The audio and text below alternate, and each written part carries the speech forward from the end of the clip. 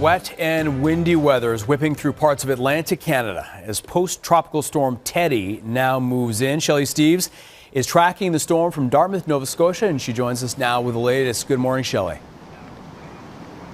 Good morning. Well, it certainly is a wet day here in Halifax. We've been here tracking post-tropical storm Teddy all morning. Here in the Halifax area, primarily we're seeing torrential rainfall at times. We're starting to see water pool on some roadways. Some highways in the area have had to close part of their lanes because of huge pools of water pooling on the roadway. That, of course, is impacting travel. We're seeing restrictions on the Confederation Bridge linking to Prince Edward Island. Ferry service has been canceled to Newfoundland. Flights have been canceled in and out of the Halifax International Airport, so definitely impacting travel. Now, here in Halifax proper, the wind warnings were dropped early this morning.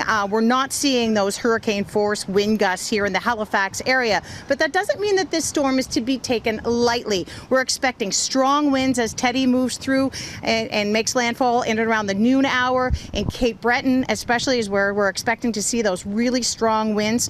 But the big story here is storm surge, particularly along the eastern shore of Nova Scotia, north of Halifax. We could see wave heights from 9 meters high. And that's why emergency officials are warning people living in those areas, do not travel to the coast to watch the waves. It's enticing. It's quite a sight. We've actually heard reports of people taking their families to the coast and having their children hide behind the rocks while the waves crash over top of them. Extremely dangerous. In some cases, the RCMP have had to get involved and clear people out of those areas. What they've done in some of those coastal regions is they've actually closed traffic, roads leading into those regions for only residents who are clearly very familiar with how dangerous these conditions can be. So that's really the big story right now here with Teddy, is that storm surge, which of course we will be watching very closely throughout the day today.